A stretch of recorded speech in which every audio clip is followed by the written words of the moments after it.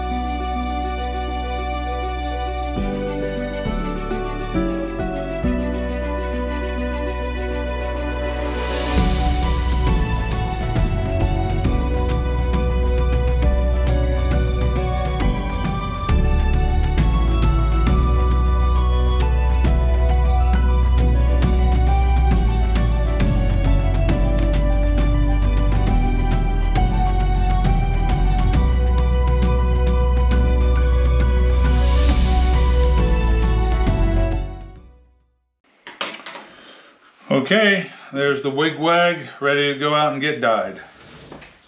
See you out in the garage. Alright, all my buster buddies, here we are out in my garage getting ready to dye our horizontal wig wag. So we're going to do kind of traditional colors for this wig wag. I'll do black along our zigzag line, and then the top of it I'm going to do Chinese red, deep orange, and bright yellow, and then below it will be deep purple and electric blue and turquoise. Alright, so I'll start dyeing. Enjoy the music.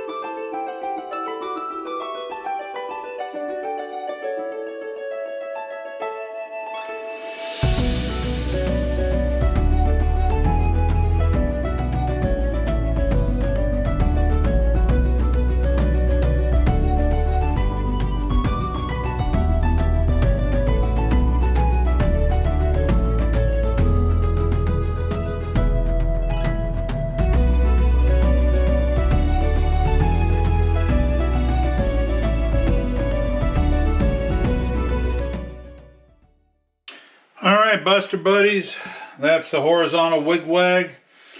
If you noticed, I went over each color multiple times because when you pleat this up, it's really thick.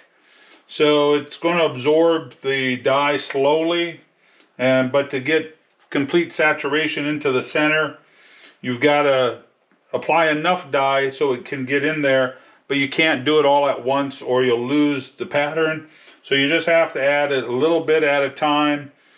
I do all the colors, that way it gives it a chance to soak in. Then I go back to my first colors and apply them all over again.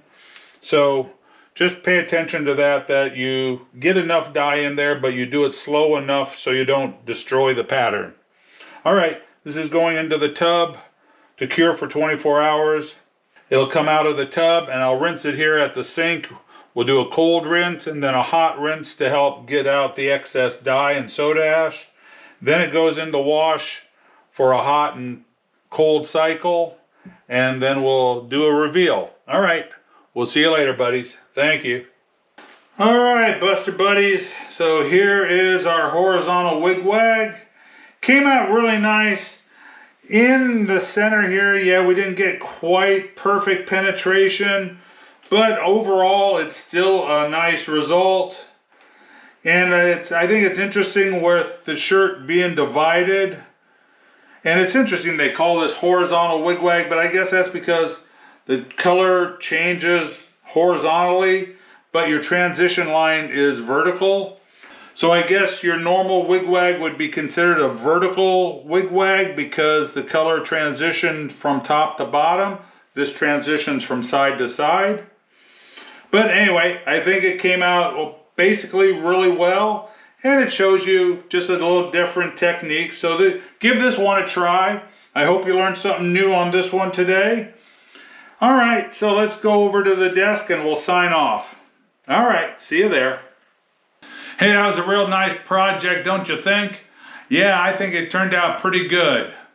I hope you learned something new on that project. We try and teach you something new every day. All right, all my Buster buddies, y'all have a real good day. I love y'all. Peace out, baby, and go bust out some art.